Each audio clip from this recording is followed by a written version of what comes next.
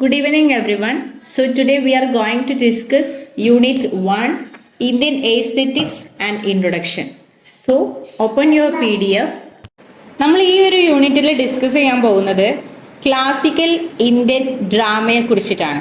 അതായത് Indian എസ്തെറ്റിക്സിന്റെ Indian classical ഡ്രാമയുടെ ഒരു introduction ആണ് നമ്മൾ ഈ ഒരു യൂണിറ്റിലൂടെ പറയാൻ പോകുന്നത്. ആൻഡ് അതിൻ്റെ ഒറിജിന്, അതുപോലെ തന്നെ റോള് ആൻഡ് ഇപ്പോൾ കണ്ടംപററി ആയിട്ട് നടന്നുകൊണ്ടിരിക്കുന്ന കാര്യങ്ങൾ ഒക്കെയാണ് ഈ ഒരു യൂണിറ്റിൽ ഡിസ്കസ് ചെയ്യുന്നത്. ആൻഡ് ക്ലാസിക്കൽ ഇന്ത്യൻ ഡ്രാമ എന്ന് പറയുമ്പോൾ അതിൻ്റെ ബിഗിന്നിങ് എന്ന് പറഞ്ഞിട്ടുണ്ടെങ്കിൽ ഓറൽ ട്രഡീഷനാണ്. പിന്നീടാണ് അത് റിലീജിയസ് പെർഫോമൻസിലേക്ക് മാറിയിട്ടുള്ളത്. അതായത് നമ്മൾ ഗ്രീക്ക് തിയേറ്റർ പറഞ്ഞിട്ടുണ്ടായിരുന്ന സമയത്ത് യൂറോപ്യൻ ക്ലാസിക്കൽ എന്ന് പറഞ്ഞിട്ടുള്ള സബ്ജക്റ്റിൽ നമ്മൾ ഡിസ്കസ് ചെയ്തിട്ടുണ്ടായിരുന്നു ഗ്രീക്ക് തിയേറ്ററിൻ്റെ ഒരു ബിഗിന്നിങ് എന്ന് പറയുന്നത്. സോ അവർ റിലീജിയസ് പർപ്പസിനാണ് ഉപയോഗിച്ചിട്ടുണ്ടായിരുന്നത് ഫസ്റ്റ് ഒക്കെ എന്നാണ് പറഞ്ഞിട്ടുണ്ടായിരുന്നത്. പിന്നീടാണ് മറ്റ് പല വിഷയങ്ങളിലേക്കും തിയേറ്റർ ഡ്രാമ ഡിറൈവ് ചെയ്ത് പോയിട്ടുണ്ടായിരുന്നത്. ആൻഡ് ഇന്ത്യൻ കൾച്ചറിന്റെ കേസ് എടുക്കുകയാണെങ്കിൽ ഇന്ത്യൻ ക്ലാസിക്കൽ ഡ്രാമ ആദ്യം ഓറൽ ട്രഡീഷനായിട്ട്, അതായത് വാമൊഴി പോലെ പറഞ്ഞ് എന്നിട്ടുള്ള രീതിയിലായിരുന്നു. പിന്നീട് അതെന്തായി റിലീജിയസ് പെർഫോമൻസിലേക്ക് മാറുക ചെയ്തിട്ടുണ്ടായിരുന്നു. അതായത് റിലീജിയസ് പർപ്പസിന് വേണ്ടിയിട്ട് പിന്നീട് ഉപയോഗിക്കാൻ തുടങ്ങി എന്നാണ് പറയുന്നത്. സോ അതുവഴിയാണ് കൂടുതൽ ഓഡിയൻസിനെ അവർക്ക് കിട്ടി തുടങ്ങിയിട്ടുണ്ടായിരുന്നത്. ആൻഡ് നമ്മൾ ഈ ഒരു യൂണിറ്റിൽ സംസ്കൃത് ഡ്രാമയെ കുറിച്ച് പറയുന്നുണ്ട്. അതുപോലെ തന്നെ പ്രധാനപ്പെട്ടിട്ടുള്ള മേജറായിട്ടുള്ള സാൻസ്ക്രിറ്റ് ഡ്രമാറ്റിസ്റ്റുകളെ കുറിച്ചിട്ട് പറയുന്നുണ്ട്. അതിൽപ്പെട്ട ആളുകളാണ് ഭാഷ, ഭവ്ഭൂതി, ശൂദ്രക, കാളിദാസ എന്നൊക്കെ പറയുന്ന കുറച്ച് റൈറ്റേഴ്സ്. സോ നമുക്ക് കാളിദാസ എന്ന് പറഞ്ഞുള്ള അവരുടെ വർക്കാണ് നമുക്ക് പഠിക്കാനുള്ളത്. ആൻഡ് ഇനിയൊരു ഇൻട്രൊഡക്ഷൻ എന്നുള്ള രീതിയിൽ പറയുകയാണെന്നുണ്ടെങ്കിൽ ഡ്രാമയ്ക്ക് ഏതൊരു ലാംഗ്വേജിലുള്ള ഡ്രാമയാണെങ്കിലും, ലൈക്ക് ഇന്ത്യൻ ആണെങ്കിലും വേറെ ഏതൊരു ലാംഗ്വേജിലുള്ള ഡ്രാമയാണെങ്കിലും അതിനൊക്കെ അതിൻ്റെതായിട്ടുള്ള ഓൺ ഹിസ്റ്ററി ഉണ്ടായിരിക്കും. അതായത് അവരുടേതായിട്ടുള്ള ഒരു ഹിസ്റ്ററി, ഒരു ട്രഡീഷൻ, കുറച്ച് ടെക്നിക്സ് അതൊക്കെ ഉണ്ടായിരിക്കും അതിൽ. സോ ഇന്ത്യൻ ഡ്രാമയ്ക്കാണെങ്കിലും അങ്ങനെ തന്നെയാണ്, അതിൻ്റെതായിട്ടുള്ള ഒരു ഫോമാറ്റ് കാര്യങ്ങളൊക്കെ ഉണ്ട്. ആൻഡ് ഇതിൻ്റെ ഒരു ബിഗിന്നിങ് എന്ന് പറയുന്ന സമയത്ത്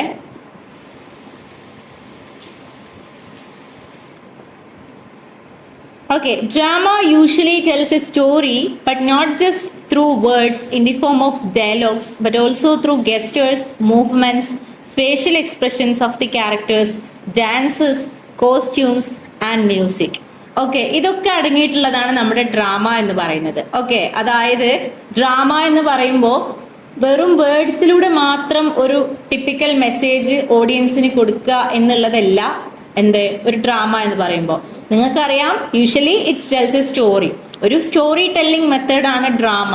പക്ഷേ നോർമലായിട്ട് നമ്മൾ കഥകൾ പറയുന്ന പോലെയല്ല ഡ്രാമയിലൂടെ നമ്മളൊരു കാര്യം പറയുക, ഒരു കാര്യം ഓഡിയൻസിന് മനസ്സിലാക്കി കൊടുക്കുക.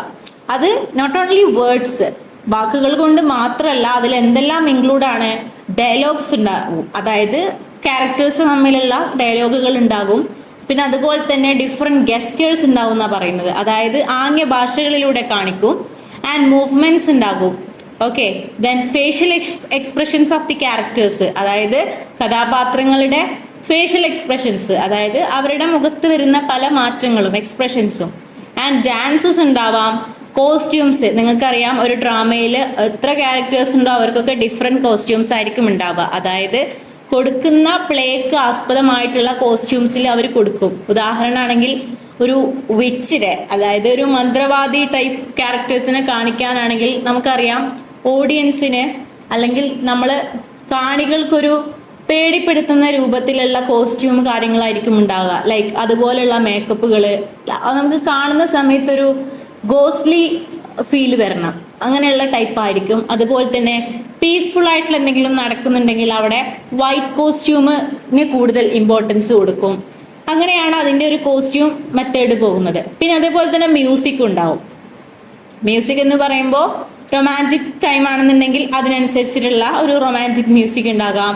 അതുപോലെ എന്തെങ്കിലും ട്രാജഡി മറ്റും നടക്കുന്ന സമയത്ത് വളരെ അതുമായി ബന്ധപ്പെട്ടുള്ള എന്തെങ്കിലും ഒരു ഇമോഷണൽ മ്യൂസിക് അവിടെ പ്ലേ ചെയ്യുന്നുണ്ടാവാം. Just like that. അപ്പൊ ഇതൊക്കെ കൂടെ ഇൻക്ലൂഡ് ചെയ്തിട്ടുള്ളതാണ് ഒരു ഡ്രാമ എന്ന് പറയുമ്പോൾ. And it's a performative art that includes many participants such as playwright, actors, director, audience, costume designer and makeup artist. So ഇത്രയും, അതായത് ഇപ്പോൾ ഒരു ക്യാരക്ടറിൻ്റെ ഒരു ഡ്രാമ എന്താണെന്ന് നമ്മളിപ്പോൾ പറഞ്ഞു. ഇനി ഡ്രാമയുടെ ബാക്കിൽ നിൽക്കുന്ന ആളുകൾ ആരൊക്കെയെന്നാണ് ഇപ്പോൾ പറയുന്നത്. അതായത് ഒരു പ്ലേ റൈറ്റ് ഉണ്ടായിരിക്കും, പിന്നെ ഡിഫറെൻറ്റ് ടൈപ്പ് ഓഫ് ആക്ടേഴ്സ് ഉണ്ടായിരിക്കും, ഡയറക്ടർ ഉണ്ടാകാം, ഓഡിയൻസ് ഉണ്ടാകും, ആൻഡ് കോസ്റ്റ്യൂം ഡിസൈനർ. ഇപ്പം നമ്മൾ കോസ്റ്റ്യൂംസ് പറഞ്ഞു, സോ അതിൻ്റെ ഒരു കോസ്റ്റ്യൂം ഡിസൈനർ ഉണ്ടാകും, മേക്കപ്പ് ആർട്ടിസ്റ്റുകൾ ഉണ്ടാകും. അങ്ങനെ അതിൻ്റെ ലിസ്റ്റ് അങ്ങനെ നീണ്ടു പോവുകയാണ്. ഒരുപാട് പേര് അതിലുണ്ടാകും. അത്രയാണ് ഒരു ബ്രീഫായിട്ടുള്ള ഒരു ഇൻട്രൊഡക്ഷൻ എന്ന് പറയാനുള്ളത്. ഇനി നമുക്ക് അടുത്ത് നമ്മൾ നോക്കുന്നത് ഇന്ത്യൻ ക്ലാസിക്കൽ ഡ്രാമ എന്ന് പറയുന്ന സബ് ഹെഡിന് താഴെ വരുന്ന കാര്യങ്ങളാണ്. നമുക്ക് പറയുകയാണെങ്കിൽ ഫസ്റ്റ് ഓഫ് ഓൾ നമുക്ക് പറയാനുള്ള കാര്യം, ഏതൊരു ഡ്രാമ ആണെങ്കിലും, ലൈക്ക് ഇന്ത്യൻ ആണെങ്കിലും ഗ്രീക്ക് ആണെങ്കിലും ചൈനീസ് ആണെങ്കിലും, എല്ലാത്തിനും ഒരു ഒറിജിൻ ഉണ്ടാവുമല്ലോ. അതല്ലെങ്കിൽ എല്ലാത്തിനും ഒരു റൂട്ട് ഉണ്ടാകും. ഫ്രം വേർ, എവിടെ നിന്ന് വന്നു എന്നതൊരു ക്വസ്റ്റ്യൻ ആണ്. സോ നമുക്ക് ആർക്കും പക്ഷേ കറക്റ്റ് ഒരു ഡേറ്റോ ഒരു ടൈമോ നമുക്ക് ആർക്കും പറയാൻ കഴിയില്ല, ഈവൻ ഹിസ്റ്ററിയിലാണെങ്കിൽ പോലും. അതുപോലെ തന്നെയാണ് ഏതൊരു ഡ്രാമേൻ്റെ കേസ് എടുത്താലും അതുപോലെ തന്നെയാണ്. സോ ഇന്ത്യൻ ക്ലാസിക്കൽ ഡ്രാമയാണെങ്കിലും അങ്ങനെ തന്നെയാണ്. കറക്റ്റ് അത് ഇൻട്രൊഡ്യൂസ് ആയിട്ടുള്ള ഒരു ഡേറ്റ് അല്ലെങ്കിൽ ഒരു ടൈം എന്നൊന്നും നമുക്ക് പ്രഡിക്റ്റ് ചെയ്ത് പറയാൻ കഴിയില്ല. ഒരു ഏകദേശ ടൈമാണ് പൊതുവെ നമ്മൾ കൊടുക്കാറുള്ളത്. So the Indian dramatic tradition was influenced by the dramatic elements found in the Vedas, in dialogue, hymns and Vedic rituals. അതായത് ഏകദേശം ഈ ഒരു വേദിക് എറ 1500 to 1000 BC എന്നാണ് പറയുന്നത്. ഏകദേശം ആ ഒരു കാലഘട്ടം തന്നെയാണ് ഇന്ത്യൻ ഡ്രാമാറ്റിക് ട്രഡീഷന്റെ ഒരു ടൈം എന്നാണ്, ഒരു സ്റ്റാർട്ടിംഗ് ടൈം എന്നാണ് നമ്മൾ പൊതുവെ കണക്കാക്കുന്നത്.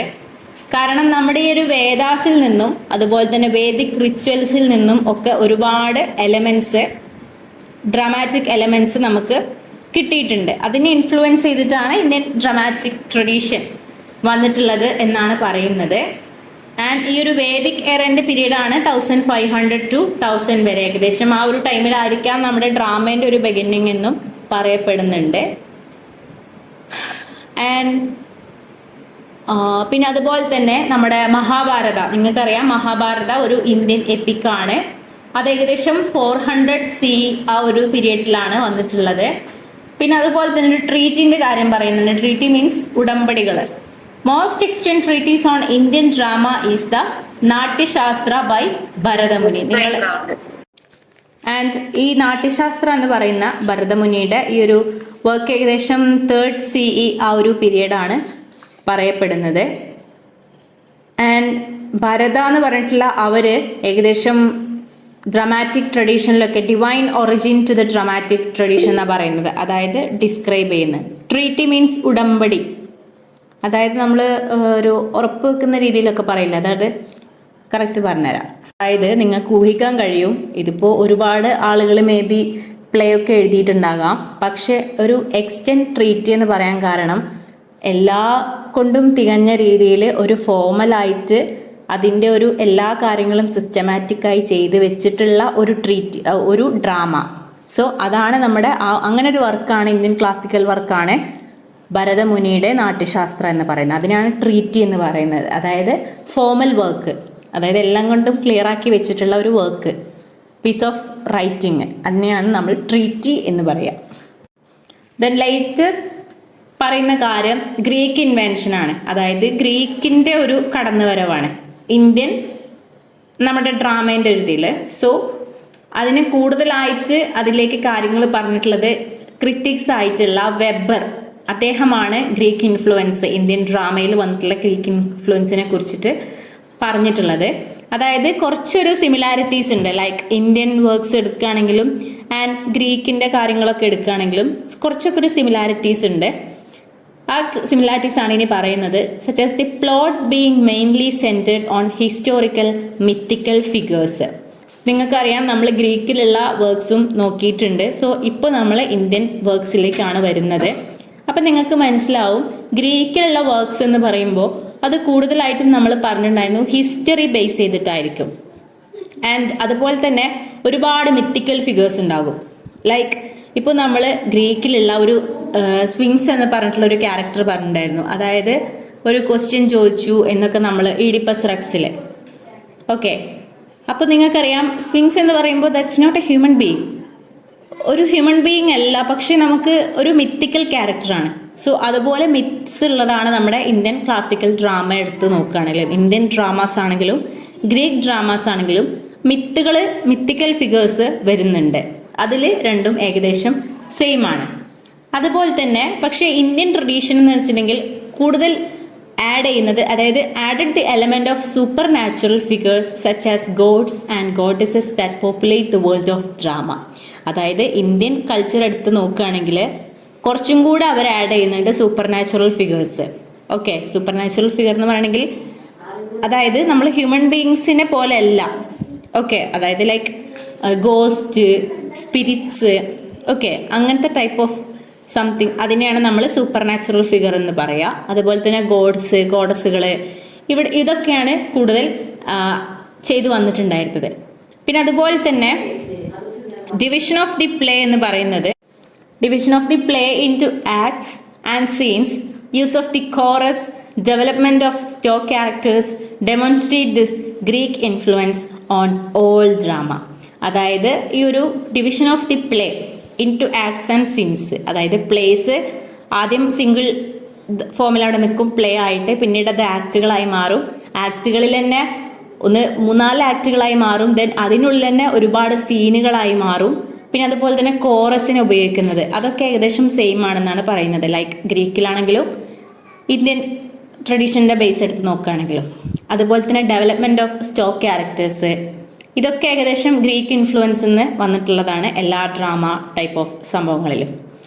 പിന്നെ അതുപോലെ തന്നെ major differences also exist between the two traditions, specially the absence of tragedy in the Indian dramatic tradition.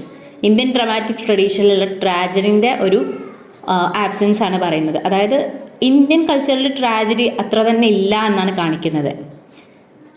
Greek dramas, പിന്നെ പറയുന്ന കാര്യം, Greek dramas adherence to the 3 unities of time, place and action, but the Indian drama not strictly observe this. അതായത് adherence എന്ന് പറഞ്ഞിട്ടുണ്ടെങ്കിൽ keep ചെയ്യുക. Okay, Greek drama നമ്മൾ discuss ചെയ്ത കാര്യമാണ്. 3 unities of time, place, action, അരിസ്റ്റോട്ടലിൻ്റെ, അത് കീപ്പ് ചെയ്തിട്ടാണ് അവർ ആൻഷ്യൻ ടൈം മുതൽ അവർ കീപ്പ് ചെയ്യാറുണ്ടെന്ന് നമ്മൾ പറഞ്ഞിട്ടുണ്ടായിരുന്നു.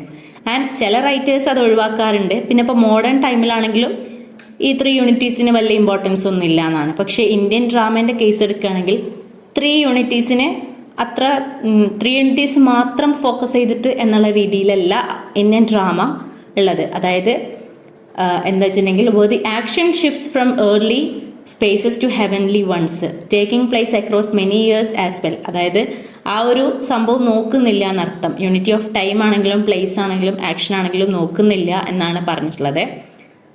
ഓക്കെ, അതായത് സിറ്റുവേഷൻസ് അനുസരിച്ച് അവർ മാറ്റും എന്നർത്ഥം. Dance and song are an important part of Indian drama and that not found in Greek drama.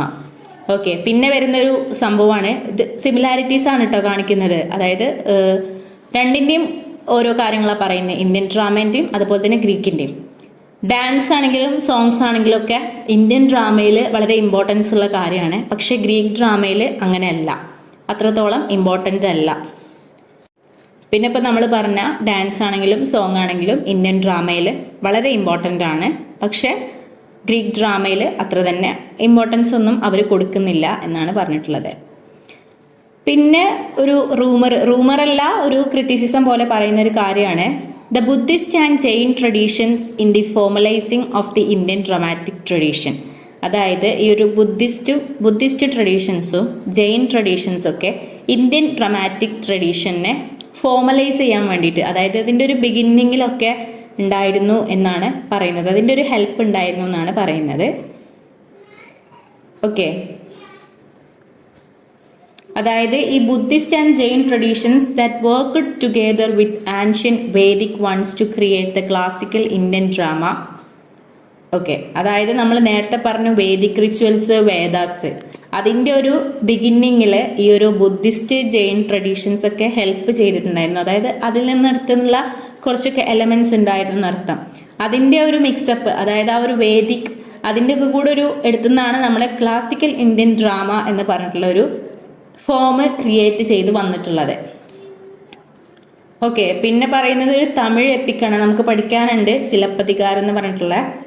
അതും ഈ ഒരു ബുദ്ധിസ്റ്റ് ജെയിൻ ട്രഡീഷൻ ഫോളോ ചെയ്ത് വന്നിട്ടുള്ള ഒരു വർക്കാണ്, ഒരു എപ്പിക്കാണ് സിലപ്പതികാരം. നിങ്ങൾ നോട്ട് ചെയ്യണമെന്നില്ല, നമ്മൾ അത് തന്നെ ഒരു യൂണിറ്റ് ആയിട്ട് പഠിക്കുന്നുണ്ട്.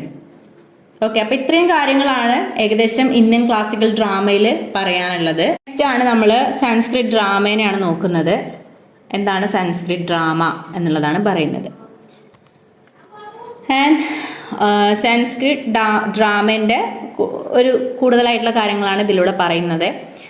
As we know that India is a vast country, അതായത് വളരെ ഹ്യൂജ് ആയിട്ടുള്ള ഒരുപാട് ട്രഡീഷൻസും റിച്വൽസും റിലീജിയസ് ആയിട്ടുള്ള കാര്യങ്ങളൊക്കെ ഉള്ള ഒരു വലിയൊരു കൺട്രിയാണ് നമ്മുടെ ഇന്ത്യ എന്ന് പറയുന്നത്. സോ അതിലൊരുപാട് ഇപ്പോൾ പറഞ്ഞ സംഭവങ്ങളൊക്കെ ഉണ്ട്. അതുകൊണ്ട് തന്നെ എന്താ പറയുക, India have many dramatic tradition, അതുകൊണ്ട് തന്നെ ഒരുപാട് ഡ്രമാറ്റിക് ട്രഡീഷൻസും ഉണ്ട്. One of the most prominent dramatic traditions to have emerged is Sanskrit drama. അതായത് ഏറ്റവും പ്രധാനമായിട്ട് പറയുന്ന ഡ്രമാറ്റിക് ട്രഡീഷനൊക്കെ വന്നിട്ടുള്ളത് ഫ്രം വേർ, സാൻസ്ക്രിറ്റ് ഡ്രാമയിൽ നിന്നാണ്. ഓക്കെ, എമേർജ് ചെയ്തിട്ട് വന്നിട്ടുള്ളത്. ആൻഡ് ഒരുപാട് ജേനേഴ്സ് ഉണ്ട്, ഇന്ത്യൻ ട്രഡീഷൻ ആണെന്നുണ്ടെങ്കിൽ പോലും ഒരുപാട് ജേനേഴ്സ് ഉണ്ട്. അതുപോലെ തന്നെ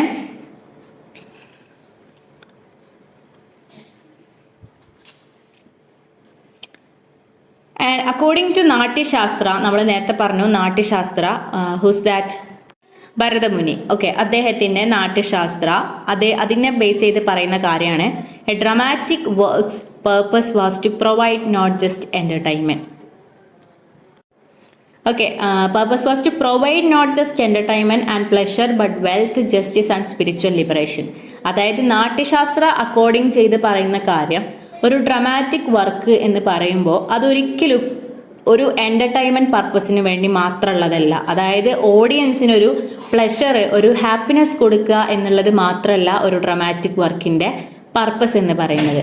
മറിച്ച് എന്തിനും കൂടെ ഉള്ളതാണ് വെൽത്തും അതുപോലെ ജസ്റ്റിസ്, സ്പിരിച്വൽ ലിബറേഷൻ, ഇതൊക്കെ കൂടെ അതിൽ കൊടുക്കണം. അതായത് ഒരു റൂഡായിട്ടുള്ള ഒരു കാര്യമൊന്നും ഡ്രമാറ്റിക് വർക്കിലൂടെ ഓഡിയൻസിന് കൊടുക്കരുത്. അതായത് ഒരു ഇൻജസ്റ്റിസ് ആയിട്ടുള്ള കാര്യം, ലൈക്ക് ഒരു തീഫിൻ്റെ കഥ ഒന്നും ഒരിക്കലും പ്രൊമോട്ട് ചെയ്ത് കൊടുക്കരുത്. കാരണം ഒരു കള്ളനാവാന്നുള്ളതല്ല ഓഡിയൻസിന് കാണിച്ചു കൊടുക്കേണ്ടത്, അവിടെ ജസ്റ്റിസ് കാണിച്ചു കൊടുക്കണം. ഇൻജസ്റ്റിസ് ആയിട്ടുള്ള കാര്യങ്ങൾ അവിടെ പ്രൊവൈഡ് ചെയ്യരുത്. ലൈക്ക് ഒരു റേപ്പ് കേസ് ആണെങ്കിൽ അതിൻ്റെ കേസ് റേപ്പ് ചെയ്തിട്ടുള്ള ആൾ അദ്ദേഹത്തിനെ പ്രൊമോട്ട് ചെയ്യുന്ന രീതിയിൽ ഒരിക്കലും എന്ത് ചെയ്യരുത്, അദ്ദേഹത്തിന് പ്രൊമോട്ട് ചെയ്യുന്ന രീതിയിൽ ഒരിക്കലും ഒരു ഡ്രമാറ്റിക് വർക്ക് പ്രൊവൈഡ് ചെയ്യരുത്. അത് ഇൻജസ്റ്റിസ് ആണ്. സോ ആ ഒരു റേപ്പ് വിക്ടിമിന് ജസ്റ്റിസ് കിട്ടുന്ന രീതിയിൽ ഒരു സ്റ്റോറി പോവുക. സോ അതൊരു നല്ല മെസ്സേജാണ് ഓഡിയൻസിന് കൊടുക്കുന്നത്. അതുപോലെ വെൽത്തി ആയിട്ടുള്ള സ്പിരിച്വൽ ലിബറേഷൻ, സ്പിരിച്വലി ബേസ് ചെയ്തിട്ടുള്ള അങ്ങനെയൊക്കെയാണ് ഒരു ഡ്രമാറ്റിക് വർക്ക് പ്രൊവൈഡ് ചെയ്യേണ്ടതെന്നാണ് നാട്യശാസ്ത്ര ബേസ് ചെയ്തിട്ട് പറയുന്നത്. And Sanskrit drama does not have a tragic ending because in Hindu tradition they believe that death is not the end but it's an achievement of spiritual liberation. പിന്നെ പറയുന്ന കാര്യം നമ്മൾ നേരത്തെ പറഞ്ഞു, Greek tragedies ആണ് കൂടുതൽ, ഗ്രീക്ക് ഡ്രാമയിൽ ട്രാജഡീസ് ഉണ്ടാവാറുണ്ട്. പക്ഷെ ഇന്ത്യൻ ഡ്രാമയിൽ അത്ര തന്നെ ട്രാജഡീസ് ഇല്ലാന്ന്. അതിൻ്റെ ഒരു കാരണം എന്ന് പറയുന്നത് സാൻസ്ക്രിറ്റ് ഡ്രാമ, അതായത് ഇന്ത്യൻ ഡ്രാമ ആണല്ലോ, അതൊരിക്കലും ട്രാജിക് എൻഡിങ് എന്ത് ചെയ്യുന്നില്ല, ഇമ്പോർട്ടൻസ് കൊടുക്കുന്നില്ല. ട്രാജിക് എൻഡിങ് അങ്ങനെ ഉണ്ടാവാറില്ല. കാരണം കൂടുതൽ സാൻസ്ക്രിറ്റ് ഡ്രാമ ഫോളോ ചെയ്യുന്നത് ഹിന്ദു ട്രഡീഷനാണ്, ഹിന്ദു റിലീജിയസ് ട്രഡീഷനാണ്. സോ അവരെ സംബന്ധിച്ചിടത്തോളം the believe that death is not the end. അവർ വിചാരിക്കുന്നത് ഡെത്ത് ഒരിക്കലും ഒരു എൻഡ് അല്ല എന്നാണ്. ഓക്കെ, ഡെത്തോട് കൂടിയിട്ടെല്ലാം അവസാനിച്ചു എന്നല്ല. അതെന്താണ്? It's an achievement of spiritual liberation. അതായത് ഒരു സ്പിരിച്വലി ഒന്നും കൂടെ ഒരു ഉൾ ശക്തി കിട്ടുന്ന വേറൊരു പ്രോസസ്സാണ് ഈ ഡെത്ത് എന്നാണ് പറയുന്നത്. അത് അച്ചീവ് ചെയ്യുക എന്നുള്ളതാണ് ഡെത്തിന് ശേഷം നടക്കുന്നത്. അത് നേടിയെടുക്കുക എന്നുള്ളതാണ് മരണത്തിന് ശേഷം നടക്കുന്നത് എന്നാണ് ഹിന്ദു വിശ്വാസപ്രകാരം നടക്കുന്നത്. അതുകൊണ്ടാണ് സംസ്കൃത് ഡ്രാമയ്ക്ക് ഒരിക്കലും ഒരു ട്രാജിക് എൻഡിങ് ഇല്ലാത്തത്. കാരണം ഡെത്ത് എന്ന് പറഞ്ഞാൽ അവർക്കൊരു ട്രാജഡി അല്ല, അതിനുശേഷം സ്പിരിച്വൽ ആയിട്ടുള്ള എന്തൊക്കെയോ നടക്കാനുണ്ട് എന്നാണ് അവർ ചിന്തിക്കുന്നത്. അത് ചിലപ്പം ഒരു റീബർത്ത് ആവാം. ഓക്കെ, നിങ്ങൾ കേട്ടിട്ടുണ്ടാവും പുനർജന്മം എന്നൊക്കെ നമ്മൾ ഹിന്ദു ബിലീഫ്സിലുണ്ടല്ലോ. അതുകൊണ്ട് തന്നെ അവർക്ക് ഒരു മരണം എന്ന് പറഞ്ഞാൽ അവർക്ക് മരണമല്ല, ദേ വിൽ റീബർത്ത്. അവരെന്തായാലും റീബോൺ ചെയ്യും, അതാണ് അതുകൊണ്ട് ഉദ്ദേശിക്കുന്നത്. നെക്സ്റ്റ് പറയുന്നത് അതിലുള്ള വേറൊരു ടേം ആയിട്ടുള്ള രസ ടേം ആണ്. രസ ഓർ ദി എസ്തെറ്റിക് സെന്റിമെന്റ് എന്നാണ് അതിനെ പറയാ. Okay, it's an important aspect of Sanskrit drama. Aesthetic sentiment, അതിനെയാണ് നമ്മൾ രസ എന്ന് പറയുന്നത്. ആൻഡ് അത് ഇൻട്രൊഡ്യൂസ് ചെയ്യുന്ന എന്താ വെച്ചാൽ can be best defined as the audience's refined emotional response evoked by the play. അതായത് ആ ഒരു പ്ലേ കണ്ടു കഴിഞ്ഞാൽ, ആ ഒരു ഡ്രാമയാണല്ലോ, സോ അത് കണ്ടു കഴിഞ്ഞാൽ എവോക്ക് ചെയ്ത് വരുന്ന, അതായത് അവരിൽ ഉയർന്നു വരുന്ന ഒരു ടൈപ്പ് ഓഫ് ഇമോഷണൽ റെസ്പോൺസ്, ഒരു പ്രതികരണം, ഇമോഷണൽ റെസ്പോൺസിനെയാണ് അതുവഴി കാണിക്കുന്നത്. ഓക്കെ, ആൻഡ് രസ ഈസ് ബ്രോഡ്ലി കമ്പോസ്ഡ് ഓഫ് വിഭവ, അനുഭവ, വ്യഭിചാരി ഭവ ആൻഡ് സ്ഥായി ഭാവ. സോ ഇത്രയും ഭാവങ്ങൾ മിക്സ് ചെയ്തിട്ടുള്ളതാണ് അതെന്നാണ് പറയുന്നത്. ഓക്കെ, അതായത് രസ എന്ന് പറയണമെങ്കിൽ വിഭവ, അനുഭവ, വ്യഭിചാരി ഭവ ആൻഡ് സ്ഥായി ഭാവ, ഇതെല്ലാം കൂടെ കമ്പോസ് ചെയ്തിട്ടുള്ള ഒരു ടേമാണ് rasa. Which are the different types of emotional responses to a work of art. അതായത് നമ്മൾ രസ ഒരു ഇമോഷണൽ റെസ്പോൺസ് ആണെന്ന് പറഞ്ഞു. ഒരു പ്ലേ കണ്ടു കഴിഞ്ഞാൽ നമ്മളിൽ നിന്ന് എവോക്ക് ചെയ്ത് റേസ് ചെയ്ത് വരുന്ന ഒരു ഇമോഷണൽ റെസ്പോൺസ്. സോ അതുപോലെ തന്നെ വ്യത്യസ്ത തരം ഇമോഷണൽ റെസ്പോൺസുകളാണ് നമ്മളിപ്പോൾ ഈ പറഞ്ഞിട്ടുള്ള വിഭവ, അനുഭവ, വ്യഭിചാരി ഭവ ആൻഡ് സ്ഥായി ഭവ. So which are the different types of emotional responses to the work of art. And rasa can be explained as a blissful aesthetic experience achieved via drama.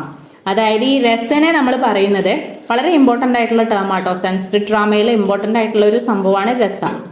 ഈ രസനെ നമ്മൾ പറയുന്നത് ഒരു ബ്ലിസ്ഫുൾ ആയിട്ടുള്ള, വളരെ ബ്ലിസ് ആയിട്ടുള്ള, ഒരു അനുഗ്രഹിക്കുന്ന രീതിയിലുള്ള എസ്തെറ്റിക് എക്സ്പീരിയൻസ് ആണ് പറയുന്നത്. അത്രയും പവർഫുൾ ആയിട്ടുള്ള എക്സ്പീരിയൻസ് ആണ് എന്നാണ് പറയുന്നത്. ആൻഡ് ഇത് സംസ്കൃത് ഡ്രാമയിൽ വളരെ ഹയസ്റ്റ് പർപ്പസ് എന്നാണ് പറയുന്നത്. അത്രയും മൂല്യമുള്ളതാണ് സംസ്കൃത് ഡ്രാമയിൽ. അത്രയാണ് അതിനെക്കുറിച്ച് പറയുന്നത്. ആൻഡ് നെക്സ്റ്റ് നമ്മുടെ നാട്യശാസ്ത്ര ഫ്രം ഭരത് മുനി. It also elucidates. നെക്സ്റ്റ് നമ്മുടെ നാട്യശാസ്ത്രൻ്റെയാണ്. Natyashastra explain the different types of plays like രൂപക ആൻഡ് ഉപരൂപക. എലൂസിഡേറ്റ് എന്ന് പറഞ്ഞെങ്കിൽ എക്സ്പ്ലെയിൻ എന്നുള്ള മീനിങ് ആട്ടാ. അതായത് നാട്യശാസ്ത്ര പറയുന്നത് 2 ടൈപ്പ് ഓഫ് പ്ലേസിനെ കുറിച്ചിട്ടാണ്, ഉപരൂപക ആൻഡ് രൂപക. ഇത് രണ്ടുമാണ് മേജർ ടൈപ്പായിട്ട്, അതായത് ഡിഫറെൻറ്റ് ടൈപ്പായി വരുന്നത്. ഇതിൽ രൂപക എന്ന് പറയണമെങ്കിൽ മേജർ ടൈപ്പാണ്, ആൻഡ് ഉപരൂപക എന്ന് പറയണമെങ്കിൽ മൈനർ ടൈപ്പ്. ഓക്കെ, ഈ രൂപക എന്ന് പറയണമെങ്കിൽ consist of 10 varieties and their based on myths and heroic tales. രൂപക എന്ന് പറയണമെങ്കിൽ അതിൽ ഏകദേശം 10 വെറൈറ്റികൾ ഉണ്ട് എന്നാണ് പറയുന്നത്. ലൈക്ക് നാടക, ഓക്കെ, അങ്ങനെ. അത് നാടക എന്ന് പറയണമെങ്കിൽ ആ അത് ഫോക്കസ് ചെയ്യുന്നത് എന്തിനാണ്? Myths and heroic tales. അതായത് കൂടുതൽ മിഥ്യകളായിട്ടുള്ള കാര്യങ്ങൾ, ഇമാജിനേഷനിലൂടെ വരുന്ന കാര്യങ്ങളും ഹീറോയിക് ടെയിൽസ്, അതായത് ഹീറോസിനെ കുറിച്ചിട്ട്, അതായത് കുറച്ച് ഹീറോസിനെ കുറിച്ചിട്ട് പറയുന്ന കഥകൾ, അതാണ് അതിൽ വരുന്നത്. പിന്നെ പ്രകാരണ എന്ന് പറഞ്ഞിട്ടുള്ള ടൈപ്പ് ഓഫ് വരുന്നുണ്ട്. അത് എന്തിനെ ബേസ് ചെയ്തിട്ടാണ്? ഫിക്ടീഷ്യസ് സ്റ്റോറീസ് എന്നാണ് പറയുന്നത്. And where less important characters are dominant. ഒക്കെ 2 ടൈപ്പാണ് പറയുന്നത്, നാടക, പ്രകാരണ. ഈ നാടകയിലാണ് മിത്സും ഹീറോയിക് ടെയിൽസും.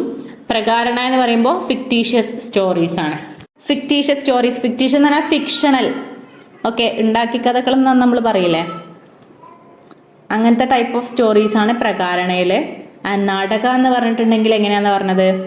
ഹീറോയിക് ആയിട്ടുള്ള കാര്യങ്ങൾ, മിത്തുകൾ. Okay, Sanskrit dramas plot structure consists of 5 transitions. പിന്നെ പറയുന്നത് നമ്മുടെ സംസ്കൃത് ഡ്രാമന്റെ ഐഡിയലിസ്റ്റ് പ്ലോട്ട് സ്ട്രക്ചർ ആണ്. അത് 5 ട്രാൻസിഷൻ ആയിട്ടാണ് പറഞ്ഞിട്ടുള്ളത്, 5 എണ്ണം. ആ 5 എണ്ണമാണ് ഇനി നമ്മൾ പറയുന്നത്. ഫസ്റ്റ് വൺ എന്ന് പറയുമ്പോൾ ഒറിജിൻ ആണ്. അതിന്റെ സംസ്കൃത് ഫോം ആണ് മുഖ എന്ന് പറയുന്നത്, മുഖ. രണ്ടാമത്തെ കാര്യം, ഈ ഒരു ഒറിജിൻ എന്ന് പറയുമ്പോൾ അത് ബിഗിന്നിങ് ഓഫ് ദി പ്ലോട്ട് ആണ് കേട്ടോ. അതായത് ആ ഒരു പ്ലോട്ടിന്റെ സ്റ്റാർട്ടിങ്, ഒറിജിൻ എന്ന് പറയുമ്പോൾ നിങ്ങൾക്ക് പെട്ടെന്ന് കണക്ട് ചെയ്യാൻ കഴിയും. അതിന്റെ ഒരു സ്റ്റാർട്ടിങ് ആണ് അതിൽ പറയുന്നത്. രണ്ടാമത്തതാണ് ഇൻസിഡന്റ്. ഇൻസിഡന്റിന്റെ സാൻസ്ക്രിറ്റ് വേർഡ് ആണ് പ്രതിമുഖ. ഓക്കെ, ഫസ്റ്റ് വൺ ഒറിജിൻ മുഖ, സെക്കൻഡ് വൺ ഇൻസിഡന്റ് പ്രതിമുഖ. ഈ പ്രതിമുഖ എന്ന് പറയണമെങ്കിൽ both good and bad events, അതായത് പ്ലോട്ടിലുള്ള നല്ലതും ചീത്തയുമായിട്ടുള്ള ഈവൻസ് ആണ് അതിൽ കാണിക്കുക ആ ഒരു ഫോമിൽ. അടുത്തതാണ് വരുന്നത് മൂന്നാമത്തത് ജേം എന്നാ പറയുന്നത്. ഓക്കെ, അതിൻ്റെ സാൻസ്ക്രിറ്റ് വേർഡ് ആണ് ഗർഭ എന്ന് പറയുന്നത്. ഇത് കാണിക്കുന്നത് നല്ല ആക്ഷൻസ് മാത്രമാണ്, ഗുഡ് ആക്ഷൻസ് മാത്രമാണ് ഇതിൽ കാണിക്കുക. അടുത്തതാണ് ഫോർത്ത് വൺ ആണ് ക്രൈസിസ്. ക്രൈസിസിന്റെ സാൻസ്ക്രിറ്റ് ഫോമാണ് വിമർശ. അത് കാണിക്കുന്നത് ബാഡ് ആക്ഷൻസ്. ഓക്കെ, ജേം എന്ന് പറയുമ്പോൾ ഗുഡ് ആക്ഷൻസ്, നാലാമത്തെ ക്രൈസിസ് എന്ന് പറയുമ്പോൾ ബാഡ് ആയിട്ടുള്ള ആക്ഷൻസ്. പിന്നെ അഞ്ചാമത്തതാണ് കംപ്ലീഷൻ എന്ന് പറയുന്നത്. അതിൻ്റെ സാൻസ്ക്രിറ്റ് ഫോമാണ് നിർവാഹണ എന്ന് പറയുന്നത്. ഇത് കൊണ്ടുവരുന്നത് brings together all the different narratives in the play to a definitive conclusion. Okay, അതായത് കഥയിലുള്ള എല്ലാ നറേറ്റീവ് ടെക്നിക്സും കൊണ്ടുവന്നിട്ട്, എല്ലാ നറേഷനും കൊണ്ടുവന്നിട്ട് ഒരു ഡെഫിനറ്റീവ് കൺക്ലൂഷനിലേക്ക് കഥേനെ എത്തിക്കുന്നു. അതാണ് ഈ ഒരു കംപ്ലീഷൻ. ഓക്കെ, കംപ്ലീറ്റ് എന്നുള്ളൊരു ഇതിൽ കണക്ട് ചെയ്യാം. ഇത്രയാണ് സംസ്കൃത് ഡ്രാമേൻ്റെ പ്ലോട്ട് സ്ട്രക്ചർ. 5 ആയിട്ട് തിരിച്ചിട്ടുണ്ടെന്ന് പറഞ്ഞു. ആ 5 രീതിയാണ് ഇത് പറഞ്ഞിട്ടുള്ളത്.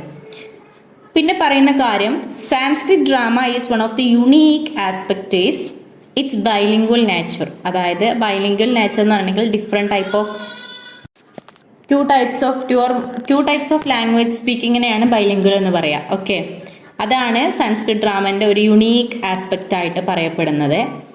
കാരണം the protagonists who belong to the upper castes such as Brahmins and Kshatriyas spoke in Sanskrit, various characters from other sections of society such as soldiers, servants, women and children etc. spoke in the various Prakrit language. അതായത് 2 ലാംഗ്വേജിനെയാണ് ഇവിടെ പറയുന്നത്. ഒന്ന് upper cast ആയിട്ടുള്ള ആളുകൾ, അതായിട്ടുള്ള ബ്രാഹ്മിൻസ്, ക്ഷത്രിയാസ്, അവരൊക്കെ സംസാരിക്കുന്ന Sanskrit language. Okay, not ചെയ്യുക. ഒന്നാമത്തത് അതാണ് കേട്ടോ. ബൈലിംഗ്വൽ നാച്ചുറൽ വരുന്ന ഫസ്റ്റ് ലാംഗ്വേജ് ആണ് Sanskrit. That was spoke by the upper class people, upper caste people. And second one വരുന്നത് നമ്മുടെ പ്രകൃത് എന്ന് പറഞ്ഞിട്ടുള്ള ലാംഗ്വേജ് ആണ്. അതാരാ പറയുന്നത്? സോഷ്യൽ പീപ്പിൾ ആയിട്ടുള്ള സോൾജിയേഴ്സ്, സെർവൻസ്, വുമൺ, ചിൽഡ്രൻ, അങ്ങനെ ലോ ക്ലാസ്സിൽ ഉള്ള ആളുകൾ പറയുന്ന ലാംഗ്വേജിനെയാണ് നമ്മൾ പ്രകൃത് എന്ന് പറയാം. ഈ 2 ലാംഗ്വേജ് ആണ് ഈ ബൈലിംഗ്വൽ നാച്ചുറൽ വരുന്നത്. ക്ലിയർ ആണോ? പിന്നെ വരുന്നൊരു സംഭവം സ്റ്റോക്ക് ക്യാരക്ടേഴ്സ് ആണ്. അതായത് ബാക്കിയുള്ള ക്യാരക്ടേഴ്സ് സംസാരിക്കുന്നത് ഏകദേശം ഓക്കെ. പിന്നെ പറയുന്നത് ഈ സ്റ്റോക്ക് ക്യാരക്ടേഴ്സ് ആണ്. അതിൽ ഹീറോസ്, ഡയറക്ടർ, ഹീറോയിന്, ജസ്റ്റർ, അങ്ങനെ വേറെ ഒരുപാട് ക്യാരക്ടേഴ്സ് ഉണ്ട്. അവരുടെ കാസ്റ്റ് അനുസരിച്ചിട്ടാണ് അവരുടെ ലാംഗ്വേജ് മാറുക എന്നാണ് പറഞ്ഞിട്ടുള്ളത്. അതായത് that's depending on their caste, class, gender, age, അങ്ങനെ. ചിലപ്പം സാൻസ്ക്രിറ്റ് ആകും, ചിലപ്പം പ്രകൃതാവും. ഓക്കെ, അവരുടെ ക്ലാസ് എങ്ങനെയാണോ, ഹൈ ക്ലാസ് ആണോ ലോ ക്ലാസ് ആണോ നോക്കിയിട്ടാണ് ആ ഒരു ലാംഗ്വേജ് മാറുക എന്നാണ് പറഞ്ഞിട്ടുള്ളത്. Okay, and Sanskrit drama failed to be people's drama such as those in ancient Greece and medieval England. പിന്നെ പറയുന്ന ഒരു കാര്യമാണത്. അതായത് സാൻസ്ക്രിറ്റ് ഡ്രാമ എന്ന് പറയണമെങ്കിൽ, അതായത് ഇവൻ്റെ നാട്യശാസ്ത്ര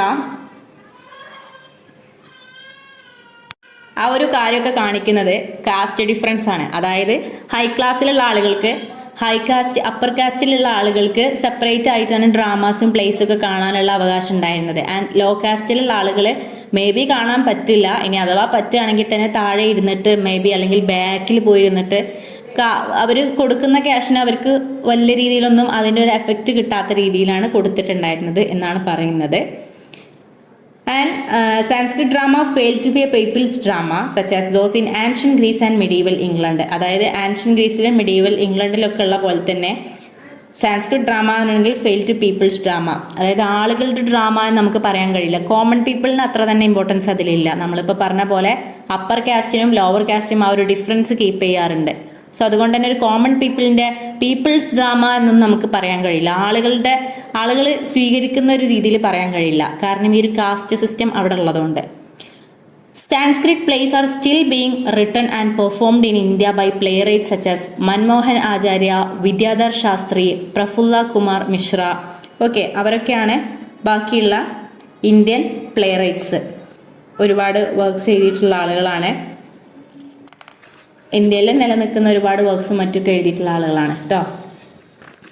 അതായത് മൻമോഹൻ ആചാര്യൻ്റെ അർജുന പ്രതിജ്ഞ, ശ്രീത കമലം, പാദ പല്ലവം, ദിവ്യ ജയദേവം, അങ്ങനെ കുറേ വർക്കുകളുണ്ട്.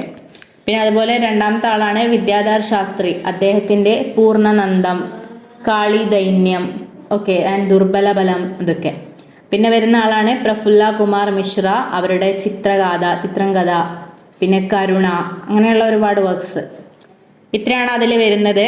നെക്സ്റ്റ് വരുന്നത് ക്ലാസിക്കൽ സാൻസ്ക്രിറ്റ് പ്ലേറൈറ്റ്സ് ആരൊക്കെയാണെന്നുള്ളതാണ്. ഫസ്റ്റ് വൺ വരുന്നത് Bhasa is one of the earliest Indian playwrights in Sanskrit, predating Kalidasa. Okay, നമുക്ക് പഠിക്കാനുണ്ട് കാളിദാസ, അവരുടേതാണ്. കാളിദാസ നമുക്ക് പഠിക്കാനുണ്ട്. ജസ്റ്റ് ലൈക്ക് ദാറ്റ് അവരുടെയൊക്കെ ഏകദേശം ഇമ്പോർട്ടൻസ് വരുന്ന ആളാണ് ഭാഷ എന്ന് പറയുന്ന ആള്. ഓക്കെ, ഭാഷനെ കുറിച്ചാണ് പറഞ്ഞത്. And estimates of his floruit range from the 4th century BC to the 4th century CE. ഏകദേശം ആ ഒരു പീരീഡാണ് അവരുടെ ഒരു ലൈഫ് സ്പാൻ ആയി പറയുന്നത്. And believe to have lived in the city of Ujjain. Ujjain എന്ന് പറഞ്ഞിട്ടുള്ള ഒരു സിറ്റിയിലാണ് ജീവിച്ചിട്ടുള്ളത് എന്നാണ് കണക്കുകൾ പറയുന്നത്. The 13 plays attributed to him are commonly dated closer to the 1st or 2nd century CE. പിന്നെ പറയുന്ന കാര്യം relatively unknown to Sanskrit scholars except through references in other dramatic works. Bhasa's works saw the light of the day in 909 when the play Swapna Vasavadatta എന്ന് പറഞ്ഞുള്ള vision of Vasavadatta. Okay, അതാണ് അവരുടെ ഒരു important വർക്കായിട്ട് പറയുന്നത്. And 909 അത് ഏകദേശം പുറത്തു വന്നിട്ടുള്ളത്. And was discovered by Pandit Ananthalvar of the archaeological survey of Mysore. ആ ഒരു ടൈമിൽ 909 പണ്ഡിറ്റ് അനന്തൽവാർ ആണ് ആ ഒരു വർക്ക് എടുത്തു വന്നിട്ടുള്ളത്, അതായത് ഡിസ്കവർ ചെയ്ത് വന്നിട്ടുള്ളത്. In 1913, a total of 13 plays were discovered in an old library in Trivandrum by T. Ganapathy Shastri. Okay, had been lost for centuries until the manuscripts were rediscovered in 910 എന്നാണല്ലേ. 2 year പറയുന്നുണ്ട് കേട്ടോ. ടെക്സ്റ്റിൽ 13 എന്നും പറയുന്നുണ്ട്, 10 എന്നും പറയുന്നുണ്ട്. ഏകദേശം ആ ഒരു കാലഘട്ടം. അവിടുന്ന് ഇന്ത്യൻ സ്കോളറായിട്ടുള്ള ഗണപതി ശാസ്ത്രി ട്രിവാൻഡ്രത്ത് നിന്ന് വെച്ചിട്ടാണ് ബാക്കിയുള്ള 13 പ്ലേസും വീണ്ടും ഡിസ്കവർ ചെയ്ത് എടുത്തിട്ടുള്ളത്. ഓക്കെ, പിന്നെ അതുപോലെ തന്നെ ഈ ഒരു ഭാഷ എന്ന് പറഞ്ഞിട്ടുള്ള ഇവര് മഹാഭാരത, രാമായണ, അവിടെ നിന്നൊക്കെ ഇൻസ്പിറേഷൻ എടുത്തിട്ട് വർക്ക്സ് ഒക്കെ എഴുതിയിട്ടുണ്ട്. ആൻഡ് ഭാഷന്റെ പ്ലേസ് നാട്യശാസ്ത്ര ഫോളോ ചെയ്തിട്ടല്ല ഉള്ളത് എന്നൊരു റൂമർ പറയുന്നുണ്ട്. കാരണം അവര് ഇവൻ ബ്രേക്കിംഗ് ഡ്രാമാറ്റിക് കൺവെൻഷൻസ് അവരവരുടേതായ രീതിയിൽ എഴുതിയിട്ടുണ്ടായിരുന്നു എന്ന് പറയുന്നു. ആൻഡ് പിന്നെ പറയുന്ന കാര്യം, ചില ക്രിറ്റിക്സ് പറയുന്നത് ഭാഷന്റെ പ്ലേസ് ഒക്കെ എങ്ങനെയാണ് റിട്ടൺ ബിഫോർ ഭരതമുനീസ് ട്രീറ്റീസ്, അതായത് നമ്മുടെ നാട്യശാസ്ത്രം എഴുതുന്നതിന് മുന്നേ ആണ് ഈ വർക്ക്സ് ഒക്കെ എഴുതിയിട്ടുണ്ടായിരുന്നത്. സോ അതുകൊണ്ടാണ് നമ്മുടെ ഈ ഒരു നാട്യശാസ്ത്രം ഫോളോ ചെയ്യാത്തത് എന്ന് സം ക്രിറ്റിക്സ് പറയുന്നുണ്ട്.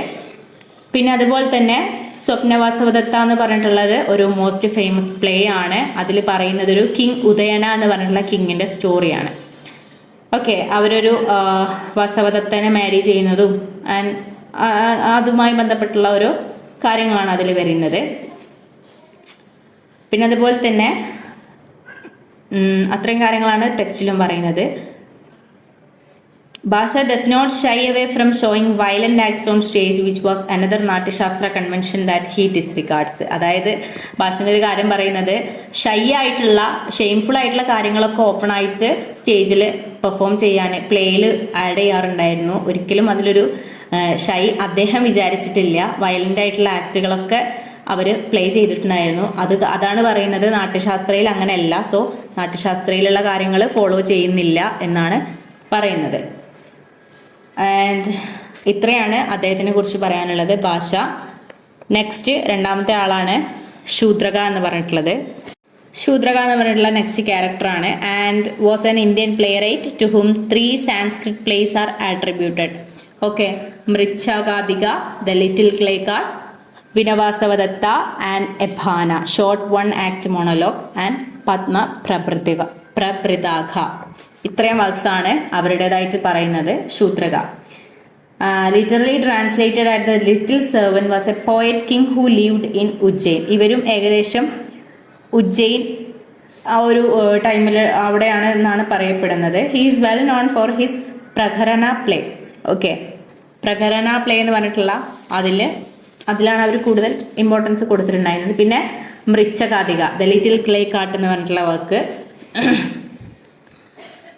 ഓക്കെ, അത് നമ്മൾ പറയുന്നത് ഭാഷന്റെ ഇൻകംപ്ലീറ്റ് ആയിട്ടുള്ള ചാരുദത്ത എന്ന് പറഞ്ഞിട്ടുള്ള വർക്കിന്റെ ഒരു എക്സ്റ്റെൻഡ് വേർഷൻ എന്നാണ് പറയുന്നത്. അതായത് ഒന്നും കൂടെ എക്സ്പാൻഡ് ആയിട്ടുള്ള ഒരു വേർഷനാണ് ഈ ഒരു ദ ലിറ്റിൽ ക്ലേ കാട്ട് എന്ന് ഒരു പറയുന്നുണ്ട്. ആൻഡ് അവരുടെ 10 Act play, the 10 Act play tells the love story of brahmin merchant Charudatta, അനക്കോഡ്സൻ, വസന്തസേന. അവരുടെ കഥ പറയുന്നതാണ് ഈ ഒരു ചാരുദത്തം എന്ന് പറഞ്ഞിട്ടുള്ള ഈ ഒരു ദ ലിറ്റിൽ ക്ലേ കാട്ട് എന്ന് പറഞ്ഞിട്ടുള്ള ഒരു വർക്ക് കേട്ടോ. ഒരു ബ്രാഹ്മിൻ മെർച്ചന്റിന്റെ ലവ് സ്റ്റോറിയാണ്. ആൻഡ് അത്ര കാര്യങ്ങളാണ് പറയുന്നത്. പിന്നെ ശൂദ്രകന്റെ മൃച്ഛകാതിക നമുക്ക് ബ്ലോക്ക് 3 പഠിക്കാനുണ്ട്. വേറെ പ്ലേസ് ആണ് വിനവാസവദത്ത, അതുപോലെ തന്നെ ഭാന നമ്മളിപ്പോൾ പറഞ്ഞു, ഷോർട്ട് വൺ ആക്ട് മോണോലോഗ് ആണ്.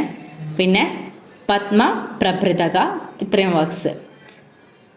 ആൻഡ് ഇത്രയാണ് അവരെ കുറിച്ച് പറയാനുള്ളത്. നെക്സ്റ്റ് ആണ് ഭാവ്ഭൂതി. Bhavbudi was an 8th century scholar of India noted for his plays and poetry written in Sanskrit. Okay, major dramatist ആണ് ആൻഡ് കോഡ് പോയറ്റ് ആണ് of king Yashovarman of Kannauj in north India. North ഇന്ത്യയിലുള്ള കിങ്ങിൻ്റെ code poet ആണ്, അതായത് രാജകൊട്ടാരത്തിലുള്ള ഒരു കവിയാണ്. And 8th century CE ഏകദേശം ആ കാലഘട്ടമാണ് പറയുന്നത്. He too wrote plays based on Ramayana such as the Mahaviracharita, exploits of a great hero. അതായത് രാമായണ ബേസ് ചെയ്തിട്ട് പ്ലേസ് എഴുതിയിട്ടുണ്ട് എന്നാണ് പറയുന്നത്.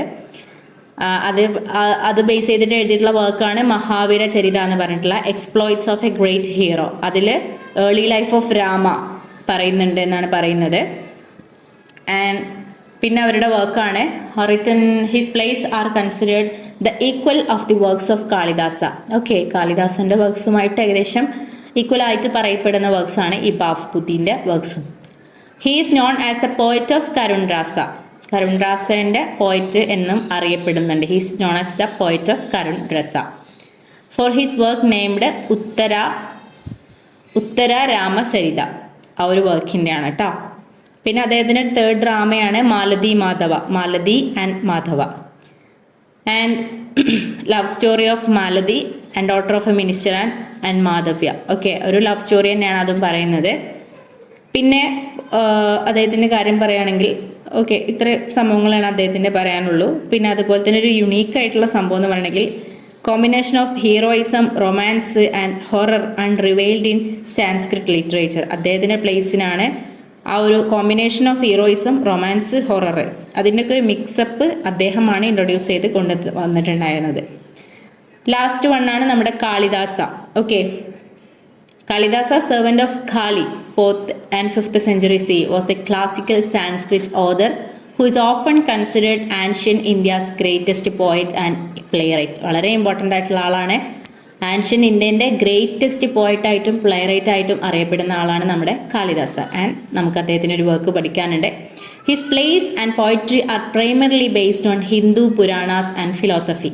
ഓക്കെ, ഹിന്ദു പുരാണങ്ങളും ഫിലോസഫിയും ബേസ് ചെയ്തിട്ടാണ് അദ്ദേഹത്തിൻ്റെ ഒട്ടുമിക്ക വർക്കുകൾ ഉണ്ടായിരുന്നത്. Okay, his surviving works consist of 3 plays, 2 epic poems and 2 shorter poems. Okay, അദ്ദേഹത്തിൻ്റെ നിലവിൽ ഉള്ള വർക്കുകളാണ് 3 plays ഉണ്ട്, 2 epic poems ഉണ്ട്, അതുപോലെ തന്നെ 2 shorter poems ഉണ്ട്. അത്രയാണ് പറയുന്നത്. One of the best non-Sanskrit dramatists in the world whose works have been adapted and translated into numerous languages and forms. Kalidasa's poetic skills are unparalleled even today. അതായത് അത്രയും famous ആയിട്ടുള്ള ഒരു റൈറ്ററാണ് എന്നർത്ഥം. അതായത് ഒരുപാട് ലാംഗ്വേജിലേക്ക് അദ്ദേഹത്തിൻ്റെ വർക്ക്സ് ഒക്കെ ട്രാൻസ്ലേറ്റ് ചെയ്ത് പോയിട്ടുണ്ടെന്നാണ് പറയാം. ന്യൂമറസ് ലാംഗ്വേജസ് ആൻഡ് ഫോംസ് എന്നാണ് പറഞ്ഞിട്ടുള്ളത്. ഓക്കെ, അതുപോലെ തന്നെ പോയറ്റിക് സ്കിൽസ് വളരെ അധികം നോട്ട് ചെയ്യപ്പെടുന്ന രീതിയിലാണ് എന്നും പറയുന്നുണ്ട്. and his works on the Vedas and Purana and the epics. Kalidasa reimagined then breathed new life into the plots that he took from these works. അതായത് സ്റ്റിൽ ഹി ലീവ്, അതായത് അദ്ദേഹം forever ആണെന്നർത്ഥം. ഈ വർക്ക്സിലൂടെയൊക്കെ അദ്ദേഹം ജീവിക്കുന്നുണ്ട്. His works include notable plays such as Malavikagnimitra pertaining to Malavika and Agnimitra. പിന്നെ അതുപോലെ തന്നെ and Vikramorvashiya pertaining to Vikrama and Urvashi. പിന്നെ 2 എപ്പിക് പോംസ് ആണ് രഘുവംശ, പിന്നെ അതുപോലെ തന്നെ ആൻഡ് കുമാര സംഭവ ബർത്ത് ഓഫ് കുമാര അതിൻ്റെ. പിന്നെ മൈനർ പോംസ് ആണ് ഖണ്ഡകാവ്യാസ് എന്ന് പറയുന്ന സംഭവം. Much about his life is unknown except what can be inferred from his poetry and place. അതായത് അദ്ദേഹത്തിൻ്റെ ലൈഫൊക്കെ കുറച്ച് അൺനോൺ ആണെന്ന് പറയുന്നത്. ഒരുപാട് വർഷം മുന്നേ ഉള്ള ആളല്ലേ, ഒരുപാട് അത് ജീവിച്ചിരിക്കുന്നതിന് ഒരുപാട് പ്രൂഫൊന്നുമില്ല. His works cannot be dated with precision but they were most likely authored before the 5th century CE during the Gupta era. In Dasham Gram, second scriptures of 6 written by Guru Gobind Singh mention 7 Brahma Avadas. Kalidasa is one of these avatar. അതായത് അതൊക്കെ ഒരു മിത്തായിട്ട് പറയുന്നതാട്ടോ. അതായത് 7 ബ്രാഹ്മ അവതാരങ്ങളുണ്ട്, അതിലൊരാളാണ് ഈ കാളിദാസ അവതാരം എന്നൊക്കെ പറയുന്നുണ്ട്. Just like myth പോലൊക്കെ പറയുന്ന കാര്യങ്ങളാണ്. സോ ഇത്രയുമാണ് നമ്മുടെ ഈ ഒരു യൂണിറ്റിൽ പറയുന്നത്.